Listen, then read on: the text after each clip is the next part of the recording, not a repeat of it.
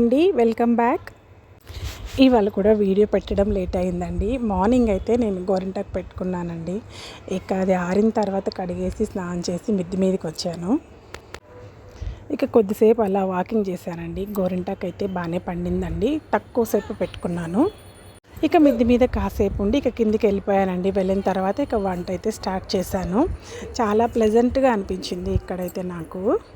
చాలా రోజులు అయింది కదా.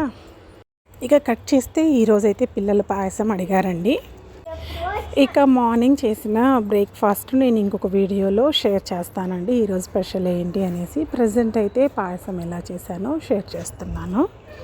దీనికోసం నేను కడాయి తీసుకొని అందులో ఫస్ట్ డ్రై ఫ్రూట్స్ వేయించి పక్కన పెట్టేశానండి. ఆ తర్వాత సేమియా కూడా వేయించాను. ఆ తర్వాత సగ్గుబియ్యం వేయించి దానికి సరిపడా వాటర్ వేసి ఉడకపెడుతున్నాను. ఇది కొద్దిగా ఉడికిన తర్వాత వాటర్ అయితే ఇంకొక గ్లాస్ వేసాను. ఇక ఈ సగ్గుబియ్యం 80% బాయిల్ అయిన తర్వాత ఫ్రై చేసి పెట్టుకున్న సేమియా యాడ్ చేస్తున్నానండి. అలా అయితేనే సగ్గుబియ్యం బాగా బాయిల్ అవుతుంది. రెండు ఒకసారి కలిపి చేస్తే సరిగా బాయిల్ అవ్వదు.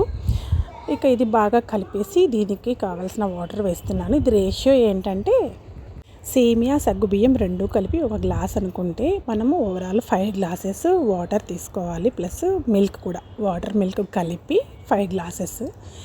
ఈ మెషర్మెంట్తో చేస్తే మీకు ఎగ్జాక్ట్గా బాగా వస్తుందండి. పాయసం గట్టిపడదండి, బాగా తాగే విధంగా ఉంటుంది. ఇక అయితే బాయిల్ బాగా అవుతున్నప్పుడు పాలు యాడ్ చేయాలి. ఈ పాలు కూడా నేను ముందుగానే కాంచి చల్లార్చి పెట్టుకున్నాను. 2 గ్లాసెస్ పాలు వేసాను, 3 గ్లాసెస్ వాటర్ వేసాను. ఇక అంతా కలిపి సేమియా 90% కుక్ అయిన వెంటనే దించేయాలండి. లేదంటే బాగా కుక్ అయితే స్టిక్ అయిపోతుంది పాయసము. ఇక దీనికి 1.5 కప్పు జాగరీ పౌడర్ తీసుకున్నాను.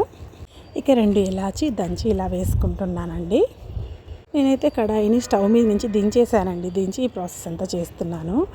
ఎందుకంటే పాలు బాగా వేడిగా ఉంటాయి కాబట్టి సరిపోతుంది. అలాగే పెట్టి వేస్తే వేడి పాలు వేస్తే మనకు విరిగిపోతుందండి. అందుకనేసి ఇలా చేస్తున్నాను.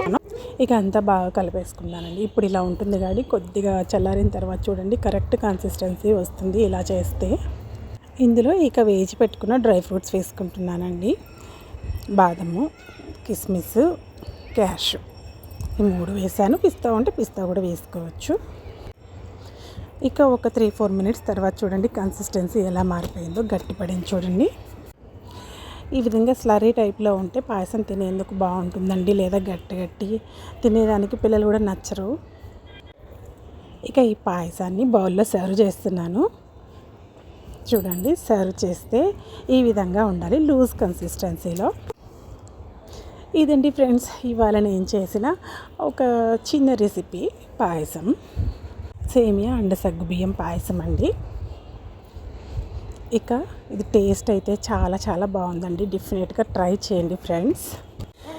ఇక ఈవినింగ్ జస్ట్ వాక్ చేద్దామని అలా మిద్ది మీదకి వెళ్ళానండి. కరెక్ట్గా సన్సెట్ అవుతూ ఉంది. చూడండి వ్యూ ఎంత బాగుందో. ఈ కొండల మధ్యలోకి సూర్యుడు అలా వెళ్తూ ఉన్నాడు. ఈ కొండ చూడండి, అలిపిరి కొండ. చాలాసార్లు మన వీడియోస్లో చూపించాను. ఇక సూర్యుడు కలరు ఈ భలే ఉంటుందండి. ఆల్మోస్ట్ సన్సెట్ అంతా కంప్లీట్ అయ్యేటప్పటికి రెడ్డిష్గా వచ్చేసాడండి. ఇక ఈ కొండ చూడండి, స్వామివారు పడుకొని ఉన్నట్టుగా కొండ ఆకారం ఎంత బాగుంటుంది. బర్డ్ క్యాప్చర్ అయ్యింది చూడండి. బర్డ్స్ కూడా ఇప్పుడైతే కరెక్ట్గా ఇలాగా ఫ్లై అవుతూ ఉంటాయి.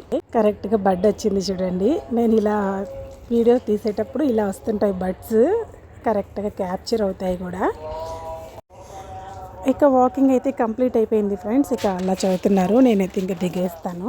ఇక ఇటు సైడ్ నుంచి తీసాను, అలిపిరి సైడ్ నుంచి చూడండి రెడ్గా ఎలా ఉన్నాడో సూర్యుడు. చాలా బాగుంది వ్యూ అయితే. Okay friends, thank you for watching. ఇంకొక వీడియోలో మళ్ళీ కలుసుకుందామండి. Until then take care, bye.